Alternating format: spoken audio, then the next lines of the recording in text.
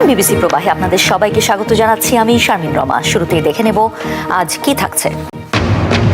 রাজধানীতে ফিল্মি স্টাইলে এবার স্বেচ্ছাসেবক দল নেতাকে গুলি, এখনো হত্যার কারণ উদ্ঘাটন করতে পারেনি প্রশাসন। টার্গেট কিলিং নিয়ে রাজনৈতিক অঙ্গনে উত্তেজনা।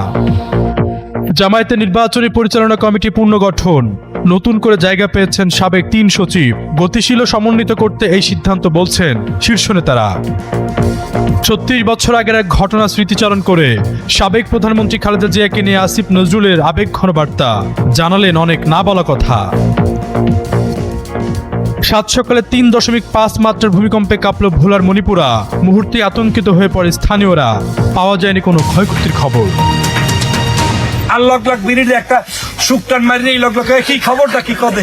ঝালকাঠি এক আসনে জামায়াত মনোনীত প্রার্থী ফয়জুল হকের বিতর্কিত বক্তব্য সোশ্যাল মিডিয়ায় ভাইরাল হয়েছে। তিনি মন্তব্য করেছেন, বিড়িতে শুকটান দিয়েও যদি কেউ দাড়িপাল্লা প্রতীকের দাওয়াত দেয় তবে আল্লাহ তাকে মাফ করে দিয়ে ভালো মানুষ বানিয়ে দিতে পারেন। বুধবার রাতে ঝালকাঠির রাজাপুরে এক নির্বাচনী উঠান বৈঠকে ডক্টর ফয়জুল হক এই বিতর্কিত মন্তব্য করেন। তার নিজস্ব ফেসবুক পেজ থেকে প্রচারিত লাইভ ভিডিওটি বৃহস্পতিবার রাতে ভাইরাল হয়। ভাইরাল ওই বক্তব্যে ফয়জুল হক বলেন, বিড়ি যে দোকান থেকে খাবেন সেখানে গিয়ে বিড়ি ধরিয়ে একটা শুকটান দিয়ে বলবেন, দেশের অবস্থা দেখছো, দাড়িপাল্লা ছাড়া তো আর মানুষ দেখি না। এমনও হতে পারে আমার কোনো ভাই হয়তো ইবাদত করার সুযোগ পায় নাই, কিন্তু ওই শুকটান দেয়া বিড়ির মধ্যেও যদি সে দাড়িপাল্লায় দাওয়াত দেয় এবং তা আল্লাহর দরবারে কবুল হয়ে যায় তবে আল্লাহ তাকে মাফ করে দিতে পারেন।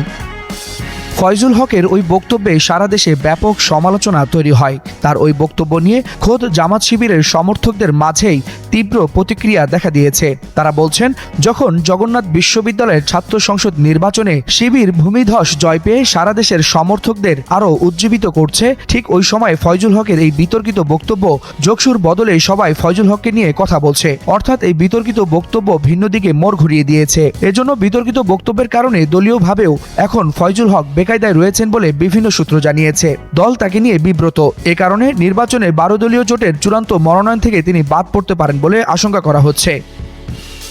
এদিকে এই আসনে জামায়াত এনসিপির নেতৃত্বাধীন 12 দলীয় জোটের প্রার্থী হিসেবে প্রতিদ্বন্দ্বিতা করতে পারেন জুলাই আন্দোলনের সাহসী কন্যা ডাক্তার মাহমুদা মিতু। তার দাদাও ওই এলাকার চেয়ারম্যান থাকার সুবাদে ঝালকাঠি এক আসনে তাদের পারিবারিক একটি মজবুত ভোট ব্যাংকও রয়েছে।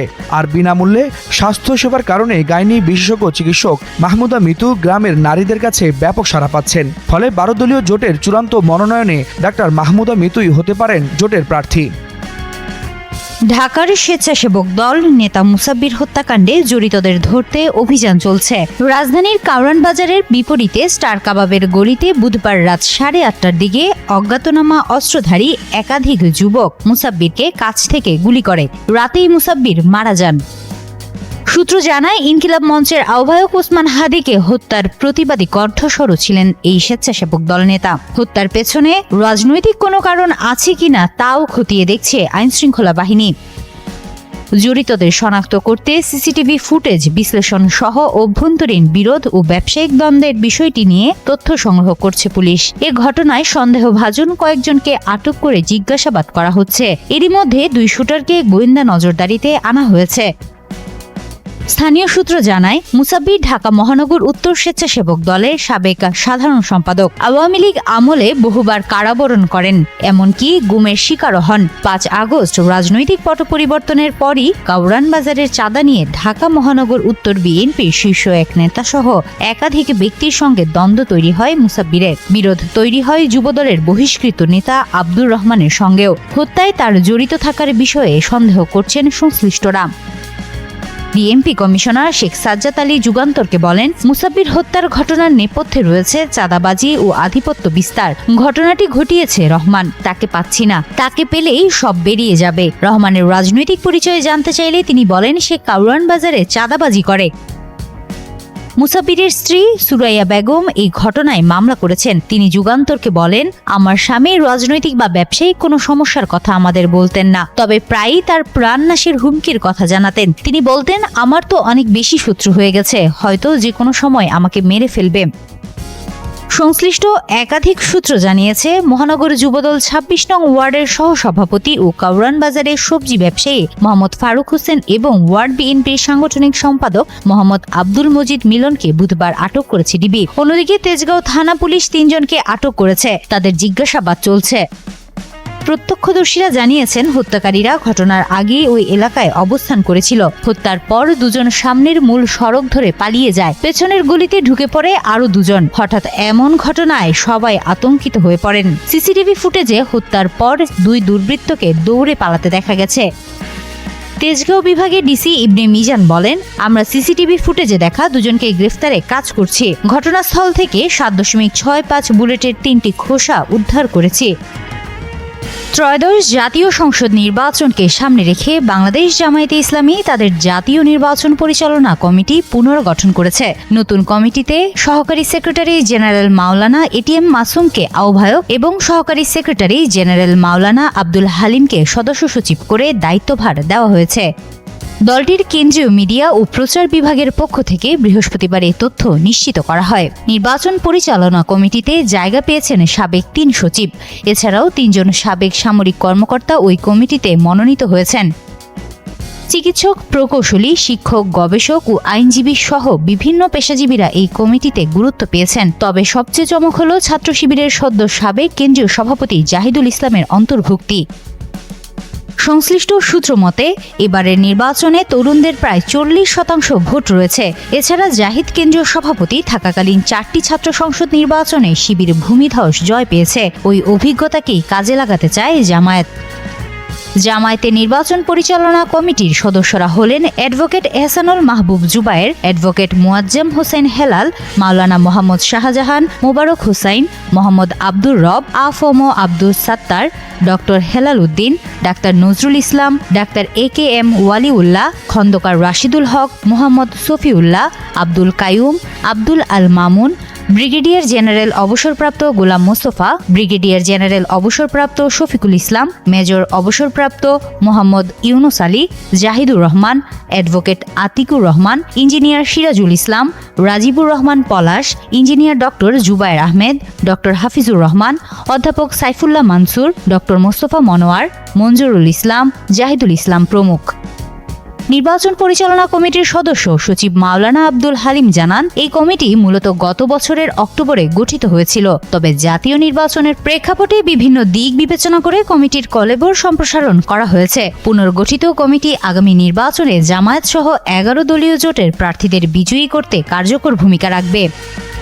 খালেদা জিয়ার প্রথম সাক্ষাৎকারের কথা স্মরণ করে মধুর স্মৃতি সামনে আনলেন অন্তর্বর্তীকালীন সরকারের আইন ও ক্রীড়া উপদেষ্টা অধ্যাপক ডক্টর আসিফ নজরুল। সেখানে সাবেক অর্থমন্ত্রী সাইফুর রহমানের একটি স্মৃতি তুলে ধরেন তিনি। শুক্রবার দুপুরে সামাজিক যোগাযোগ মাধ্যম ফেসবুকে দীর্ঘ পোস্ট দিয়েছেন তিনি। আসিফ নজরুল জানান, তিনি অনেক আগে থেকেই বেগম খালেদা জিয়ার ভক্ত ছিলেন এবং খালেদা জিয়াও তাকে একজন সাংবাদিক হিসেবে পছন্দ করতেন। তিনি স্মরণ করেন 1988 অথবা 1989 সালে ধানমন্ডিতে বিএনপির কার্যালয়ে খালেদা জিয়ার সঙ্গে তার একটি সাক্ষাৎকার হয়। সে সময় লিখিত প্রশ্নের উত্তর দেওয়ার পর খালেদা জিয়া তাকে সরাসরি মুখোমুখি প্রশ্ন করার সুযোগ দেন। তিনি আরও উল্লেখ করেন, তখন বিএনপির বিভিন্ন বিষয় দেখভাল করতেন ফজলুর রহমান পটল এবং দলের মহাসচিব ছিলেন ব্যারিস্টার আব্দুস সালাম তালুকদার। ছাত্রদল সভাপতি আসাদুজ্জামান রিপনকে সঙ্গে নিয়ে তিনি খালেদা জিয়ার কক্ষে প্রবেশ করেন। কক্ষের ভেতরে খালেদা জিয়া একটি বড় টেবিলের পেছনে বসেছিলেন। সামনে রাখা চেয়ারে তিনি ও রিপন বসেন এবং ঘরের অন্য প্রান্তে বিএনপির কয়েকজন সিনিয়র নেতা অবস্থান করছিলেন। আসিফ নজরুল জানান, খালেদা জিয়ার লিখিত উত্তরগুলো তাকে তেমন আকর্ষণীয় মনে হয়নি। তাই সাক্ষাৎকারকে আরও প্রাণবন্ত করতে তিনি একটি কঠিন প্রশ্ন করেন। এতে খালেদা জিয়া কিছুটা থেমে যান। তখন পেছন থেকে সাইফুর রহমান প্রশ্নটির ধরন নিয়ে আপত্তি জানান। তিনি লেখেন, সে সময় তিনি তরুণ ও কিছুটা রাগী ছিলেন। তাই সাইফুর রহমানকে তিনি জানান যে তার সাক্ষাৎকার নেওয়া হচ্ছে না। এতে পরিস্থিতি উত্তপ্ত হওয়ার উপক্রম হলে খালেদা জিয়া নিজেই সাইফুর রহমানকে থামিয়ে দেন এবং পরে হাসিমুখে ওই প্রশ্নের উত্তর দেন। এরপরও তিনি 4-5 বার খালেদা জিয়ার একান্ত সাক্ষাৎকার নেওয়ার সুযোগ পান।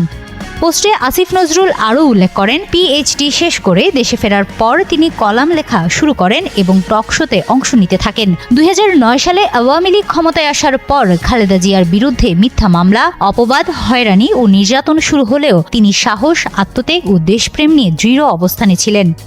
আইন উপদেষ্টা বলেন, ওই সময় থেকেই খালেদা জিয়ার প্রতি তার ভালোবাসা ও শ্রদ্ধা আরও গভীর হয়। শেখ হাসিনার শাসন আমলেও তিনি প্রকাশ্যে এই শ্রদ্ধা ও সমর্থন জানাতে কখনো পিছপা হননি। তার ভাষ্য অনুযায়ী দীর্ঘ 15 বছরে মির্জা ফখরুল ইসলাম আলমগীর ছাড়া বিএনপির খুব কম নেতাকে তিনি খালেদা জিয়ার পক্ষে এভাবে কথা বলতে দেখেছেন। তিনি আরও বলেন, আল্লাহ তাকে এর প্রতিদান দিয়েছেন। খালেদা জিয়ার শেষ বিদায়ের দিন তিনি প্রায় সারাক্ষণ তার ও তার পরিবারের পাশে ছিলেন, সমাধিতে ফুল দিয়েছেন এবং প্রথম দোয়ায় অংশ নিয়েছেন। তিনি উল্লেখ করেন, জাতীয় পতাকায় মোড়ানো খালেদা জিয়া দেশের পতাকা সমুন্নত রাখতে সারা জীবন ত্যাগ ও কষ্ট সহ্য করেছেন এবং সেই পতাকা তার সন্তানের হাতে তুলে দেওয়ার সৌভাগ্য তার হয়েছে। ভোলার মনপুরায় ভূমিকম্প অনুভূত হয়েছে। এতে পুরো দ্বীপের বাসাবাড়ি, মসজিদ বাড়ি, উপজেলার দালান কোঠা, হাসপাতালের বিল্ডিং কাঁপতে থাকে। শুক্রবার ভোর 6টায় এই ভূকম্পন অনুভূতির ঘটনা ঘটে। মনপুরা উপজেলার দারুসুন্নাহ ফজলুল উলুম কওমি মাদ্রাসার মুহতামিম জানান, মসজিদে ফজরের নামাজের সময় পুরো মসজিদ কাঁপতে থাকে। উপজেলার মাদ্রাসার রোডের বাসিন্দা আয়শা সিদ্দিকা বিথি, হুমায়ের আব্দুল্লাহ, আকলিমা, মুস্তাফিজ, সাউদা, নুসাইবা ও আরোয়া সহ অনেকে জানান, বাসাবাড়ি কাঁপতে থাকে। এছাড়া পুকুরের পানি টলমল করতে থাকে।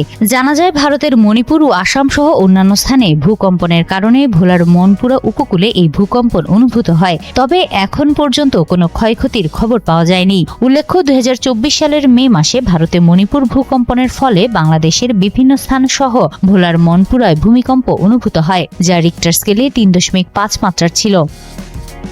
এখানে আমিই রাজা, যা বলবো সেটাই আইন, মানলে ভালো, না মানলে বাধ্য করব।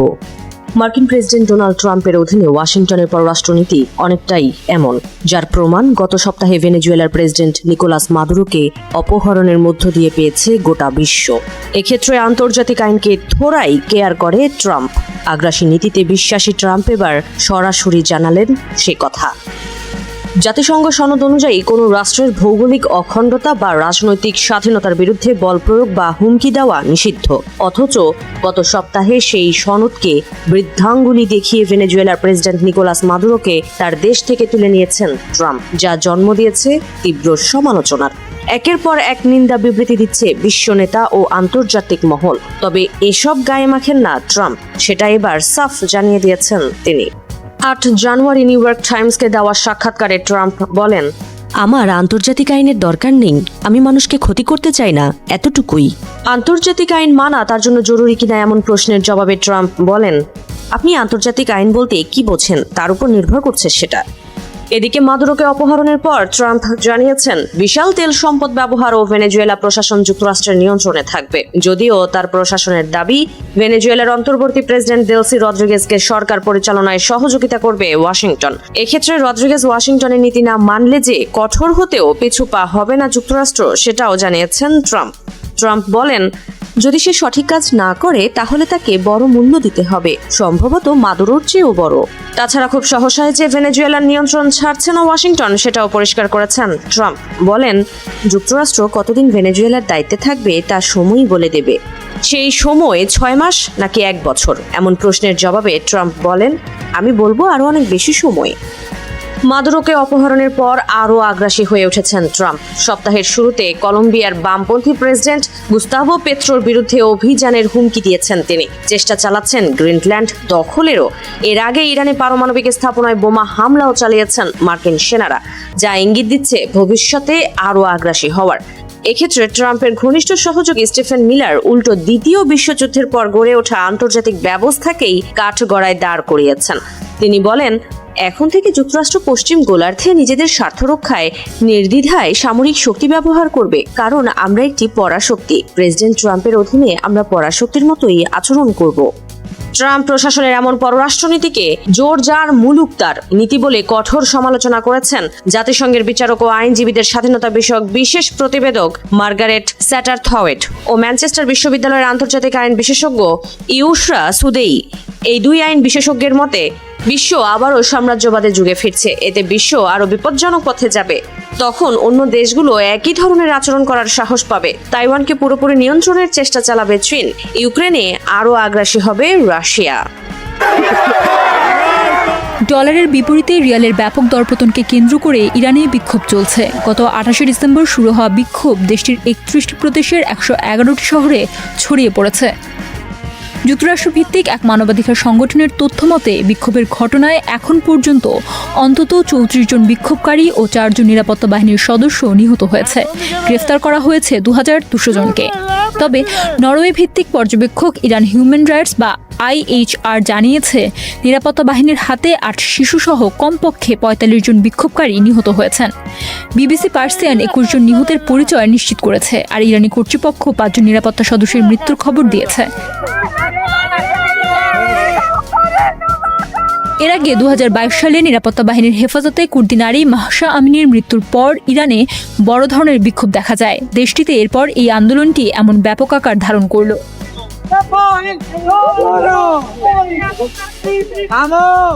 BBC পার্সিয়ান একটি ফুটেজ যাচাই করেছে, যেখানে বৃহস্পতিবার সন্ধ্যায় তেহরান এবং দেশটির দ্বিতীয় বৃহত্তম শহর মাশহাদে শান্তিপূর্ণ বিক্ষোভ করতে দেখা গেছে, যাদের বাধা দিতে পারেনি নিরাপত্তা বাহিনী। বিক্ষোভকারীদের ইরানের সর্বোচ্চ নেতা আয়াতুল্লাহ আলী খামেনিকে উৎখাত এবং নির্বাসনে থাকা সাবেক শাহের সন্তান রেজা পাহলভির প্রত্যাবর্তনের দাবি জানাতে দেখা গেছে। পরে অবশ্য দেশব্যাপী ইন্টারনেট ব্ল্যাকআউটের খবর দিয়েছে একটি পর্যবেক্ষণ দল। ধারণ করা আরেকটি ভিডিওতে বিক্ষোভকারীদের দেশটির পতাকা ছিঁড়ে ফেলতে দেখা গেছে। ইরানের আরেকটি শহরে নির্মিত জেনারেল কাসেম সুলাইমানির একটি ভাস্কর্য ভেঙে ফেলেছে বিক্ষোভকারীরা।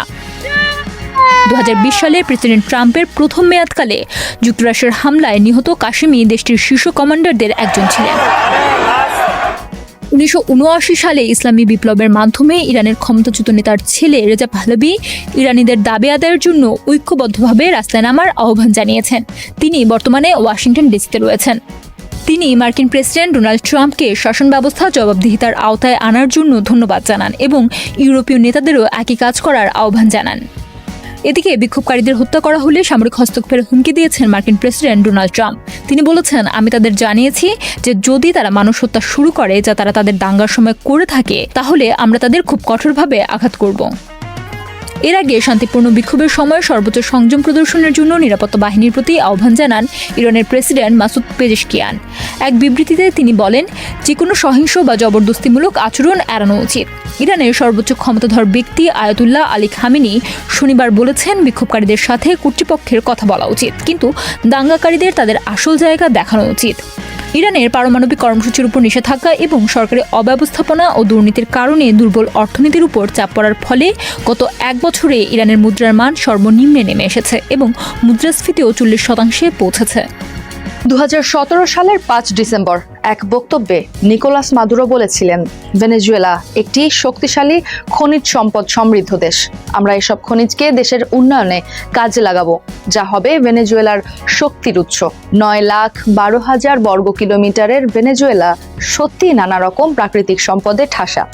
দেশটিতে আছে বিশ্বের সবচেয়ে বড় তেল ভাণ্ডার, সেই সঙ্গে আরও আছে বিপুল পরিমাণ প্রাকৃতিক গ্যাস, সোনাসহ বিভিন্ন ধাতব ও অধাতব খনিজ সম্পদ। চলুন জেনে নেই কত বাহারি প্রাকৃতিক সম্পদে সমৃদ্ধ ভেনেজুয়েলার মাটি। ভেনেজুয়েলা রয়েছে বিশ্বের সবচেয়ে বড় তেলের মজুদ। 2023 সালের হিসাব অনুযায়ী এর পরিমাণ 303 বিলিয়ন ব্যারেল, যা যুক্তরাষ্ট্রের চেয়ে 5 গুণ বেশি। ভেনেজুয়েলার এই তেলের মজুদের বড় অংশই দেশটির পূর্বাঞ্চলের বিস্তৃত ওরিনোকো বেল্টে অবস্থিত। প্রায় 55,000 বর্গ কিলোমিটার জুড়ে বিস্তৃত এই অঞ্চলটি ভেনেজুয়েলার রাষ্ট্রায়ত্ত তেল কোম্পানি পেট্রোলেস ডে ভেনেজুয়েলা এর নিয়ন্ত্রণে রয়েছে। ওরিনোকো বেল্টে রয়েছে অতি ভারী অপরিশোধিত তেল, যা অত্যন্ত ঘন ও সান্দ্র হওয়ায় সাধারণ অপরিশোধিত তেলের তুলনায় উত্তোলন প্রক্রিয়া অনেক বেশি জটিল ও ব্যয়বহুল, যে কারণে এই তেল সাধারণত যুক্তরাষ্ট্রের হালকা ও উন্নত মানের অপরিশোধিত তেলের চেয়ে কম দামে বিক্রি হয়। প্রাকৃতিক গ্যাসের মজুদের দিক থেকে ভেনেজুয়েলা বিশ্বের 9ম স্থানে রয়েছে। আন্তর্জাতিক জ্বালানি সংস্থা IEA এর মতে 2023 সালের হিসাব অনুযায়ী ভেনেজুয়েলার গ্যাস মজুদের মোট পরিমাণ ছিল প্রায় 5.5 ট্রিলিয়ন ঘনমিটার, যা দক্ষিণ আমেরিকার মোট প্রাকৃতিক গ্যাস মজুদের 73%। ল্যাটিন আমেরিকার মধ্যে ভেনেজুয়েলার কাছে সবচেয়ে বেশি সরকারি স্বর্ণের মজুদ রয়েছে। ওয়ার্ল্ড গোল্ড কাউন্সিলের মতে ভেনেজুয়েলার রিজার্ভ প্রায় 161 মেট্রিক টন, যা আজকের বাজার মূল্যে $23 বিলিয়ন বেশি। ভেনেজুয়েলার খনি উন্নয়ন মন্ত্রণালয়ের 2018 সালের একটি খনিজ প্রতিবেদনে অনুমান করা হয়েছে যে দেশে কমপক্ষে 644 মেট্রিক টন স্বর্ণ রয়েছে, তবে ভেনেজুয়েলা সরকার জানিয়েছে প্রকৃত সংখ্যা আরও অনেক বেশি। ভেনেজুয়েলায় সোনা ছাড়াও অন্যান্য মূল্যবান ধাতব খনিজ সম্পদের বিশাল ভাণ্ডার রয়েছে, যা দেশটির শিল্পায়নে গুরুত্বপূর্ণ ভূমিকা রাখে। বিশেষ করে লোহার কথা বলতে গেলে এর প্রধান মজুদ বলিভার রাজ্যের পিয়ার ডিস্ট্রিক্টের ইমাতাকা অঞ্চলে। দেশটিতে লোহার পরিমাণ প্রায় 14,678 মিলিয়ন টন। এছাড়াও নিকেল ধাতু প্রধানত মিরান্ডা এবং আরাগুয়া রাজ্যের কোস্ট মাউন্টেন রেঞ্জে পাওয়া যায়, যেখানে মোট 2,89,00,000 টনের বেশি নিকেল মিশ্রিত পদার্থের মজুদ রয়েছে। অ্যালুমিনিয়াম উৎপাদনের প্রধান উৎস বক্সাইটের সবচেয়ে বড় মজুদ হলো বলিভার রাজ্যের লস পিজিগুয়াস খনি, যেখানে প্রায় 32 কোটি টনের বেশি বক্সাইট রয়েছে। আধুনিক প্রযুক্তির জন্য অপরিহার্য কোল্টান আমাজনাস এবং বলিভার রাজ্যের সিডেনীয় এলাকায় পাওয়া যায়, যার সুনির্দিষ্ট পরিমাণ জানা না গেলেও নেহাত কম নয়। অধাতব খনিজ সম্পদের ক্ষেত্রে ভেনেজুয়েলা বিশ্বের অন্যতম শীর্ষস্থানীয় দেশ। দেশটির জ্বালানি খাতের একটি বড় অংশ হলো কয়লা, যার প্রায় 83% পশ্চিম ভেনেজুয়েলার জুলিয়া রাজ্যে পাওয়া যায়। এই অঞ্চলে কয়লার মোট সম্পদের পরিমাণ প্রায় 7,000 মিলিয়ন টন। বহু মূল্যবান হীরার খনিগুলো প্রধানত আরিনোকো মাইনিং আর্ক এবং বলিভার রাজ্যের গুয়ানিয়ামো অঞ্চলে বিস্তৃত, যেখানে মোট মজুদের পরিমাণ প্রায় 1020 মিলিয়ন ক্যারেট। এছাড়াও কৃষি ও রাসায়নিক শিল্পের জন্য প্রয়োজনীয় ফসফেটের একটি বিশাল অংশ প্রায় 79% তাচিরা রাজ্যে সংরক্ষিত আছে, যেখানে মোট মজুদের পরিমাণ প্রায় 1982 মিলিয়ন টন। যুক্তরাষ্ট্রের সামরিক অভিযানের হুমকিতে আছে দক্ষিণ আমেরিকার দেশ কলম্বিয়া। বিবিসিকে দেওয়া সাক্ষাৎকারে একথা জানিয়েছেন কলম্বিয়ার প্রেসিডেন্ট গুস্তাভো পেত্রো। তিনি বলেন, যুক্তরাষ্ট্র অন্যান্য দেশগুলোকে তার অংশ মনে করছে। এমনটা করলে বিশ্বকে শাসন করার অবস্থা থেকে ছিটকে যাবে দেশটি। তিনি অভিযোগ করেছেন, মার্কিন ইমিগ্রেশন ও কাস্টমস এনফোর্সমেন্ট আইসিই এজেন্টরা নাৎসি ব্রিগেডের মতো আচরণ করছে। ট্রাম্প প্রশাসনের দাবি, আইসিইকে অপরাধী ও অবৈধভাবে যুক্তরাষ্ট্রে প্রবেশকারী অভিবাসীদের বিরুদ্ধে কঠোর ব্যবস্থা নেওয়ার জন্য শক্তিশালী করা হয়েছে। ভেনেজুয়েলায় মার্কিন হামলা ও নিকোলাস মাদুরোকে আটকের পর মার্কিন প্রেসিডেন্ট ডোনাল্ড ট্রাম্প বলেছিলেন, কলম্বিয়ায় সামরিক অভিযান হতেও পারে। 7 জানুয়ারি সন্ধ্যায় ফোনে কথা বলেন ট্রাম্প ও পেত্রো।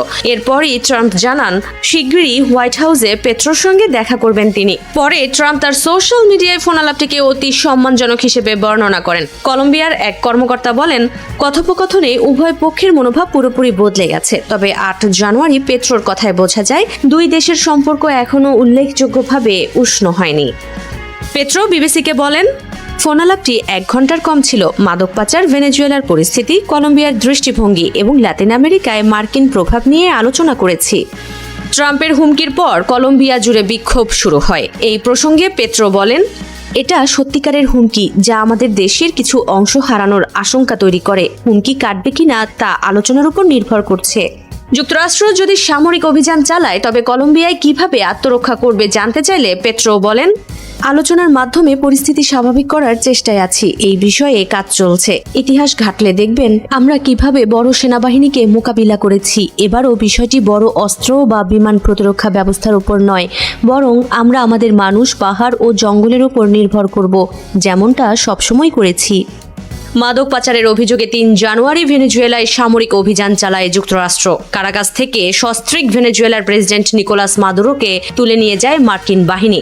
এখন নিউ ইয়র্কের আদালতে তার বিচার চলছে। এই ঘটনায় 24 ঘন্টা না যেতেই কলম্বিয়ার বিরুদ্ধেও মাদক পাচারের অভিযোগ আনেন মার্কিন প্রেসিডেন্ট ডোনাল্ড ট্রাম্প। ইঙ্গিত দেন সামরিক অভিযান চালানোর। ক্রেমলিনে ভেনেজুয়েলার প্রেসিডেন্ট নিকোলাস মাদুরোকে গত বছরের মে মাসে যখন উষ্ণ অভ্যর্থনা জানিয়েছিলেন ভ্লাদিমির পুতিন, তখন সেটি ছিল দুই দেশের দীর্ঘ বন্ধুত্বের এক শক্তিশালী প্রতীক। কিন্তু সম্প্রতি মার্কিন প্রেসিডেন্ট ডোনাল্ড ট্রাম্পের নির্দেশে এক সামরিক অভিযানে মাদুরো বন্দী হওয়ার পর প্রকাশ পেয়েছে সেই বন্ধুত্বের সীমাবদ্ধতা। মাদুরোকে বন্দী করার ঘটনায় দ্রুত প্রতিবাদ জানিয়েছেন রাশিয়ার কূটনীতিকরা। দেশটির পররাষ্ট্রমন্ত্রী সার্গেই ল্যাভরভ একে সশস্ত্র আগ্রাসন বলে নিন্দা জানিয়েছেন। জাতিসংঘের রাশিয়ার প্রতিনিধি ভ্যাসিলি নেভেনজি ওয়াশিংটনকে সাম্রাজ্যবাদ ছড়ানোর দায়ে অভিযুক্ত করেছেন। তবে আশ্চর্যজনকভাবে মস্কোর প্রকৃত ক্ষমতাবান ব্যক্তি পুতিন নিজে এ বিষয়ে এখন পর্যন্ত কোনো সরাসরি মন্তব্য করেননি। এমনকি বুধবার মার্কিন বাহিনী একটি রুশ পতাকাবাহী জাহাজ জব্দ করলেও পুতিন নীরব রয়েছেন। মাদুরোর পতনকে বড় এক ধাক্কা হিসেবে দেখা হচ্ছে পুতিনের জন্য। গত ডিসেম্বরে সিরিয়ার বাশার আল আসাদ সরকারের পতন এবং জুনে ইরানে মার্কিন হামলার পর এটি রাশিয়ার জন্য তৃতীয় বড় কৌশলগত পরাজয়। এছাড়া ভেনেজুয়েলায় রাশিয়ার তৈরি শক্তিশালী আকাশ প্রতিরক্ষা ব্যবস্থা থাকা সত্ত্বেও মার্কিন সেনারা কিভাবে মাদুরোকে ধরে নিয়ে গেল তা নিয়ে মস্কোর সামরিক সক্ষমতা নিয়ে প্রশ্ন তুলেছেন মার্কিন প্রতিরক্ষা সচিব পেট হেগসেথ। তবে এই পরিস্থিতির মধ্যেও পুতিনের জন্য কিছু ইতিবাচক দিক দেখছেন বিশ্লেষকরা। ট্রাম্প যেভাবে লাতিন আমেরিকায় গায়ের জোরে নিজেদের আধিপত্য বিস্তার করছেন, পুতিন সেটাকে উদাহরণ হিসেবে ব্যবহার করে ইউক্রেনে নিজের সামরিক অভিযানকে দিতে পারেন বৈধতা। ট্রাম্পের যার শক্তি আছে সেই সেরা নীতি পুতিনের সাম্রাজ্য বিস্তারের লক্ষ্যকে সমর্থন জোগাচ্ছে পরোক্ষভাবে। সিএনএনের এক প্রতিবেদনে বলা হয়েছে, বিশেষ করে ট্রাম্পের গ্রিনল্যান্ড দখলের ইচ্ছা এবং ন্যাটো মিত্রদের সঙ্গে দূরত্বের কারণে ইউরোপীয় জোটে যে ফাটল দেখা দিচ্ছে তা পুতিনের জন্য বড় জয় হতে পারে। গত 7 জানুয়ারি বড়দিনের এক অনুষ্ঠানে ইউক্রেনের যুদ্ধ চালিয়ে যাওয়ার অঙ্গীকার করেন পুতিন। বলেন তার সৈন্যরা পবিত্র দায়িত্ব পালন করছে। মাদুরোকে বন্দি করে নিউ ইয়র্কের আদালতে নিয়ে যাওয়ার ঘটনা পুতিনের জন্য কিছুটা লজ্জাজনক হলেও তিনি বিশ্বকে এই বার্তাই দিতে চাচ্ছেন যে বিশ্ব রাজনীতিতে শেষ পর্যন্ত শক্তির জয় হয়। সবাইকে শুভকামনা জানিয়ে আমি শারমিন রমা আজ এখানেই বিদায় নিচ্ছি। ভালো থাকবেন।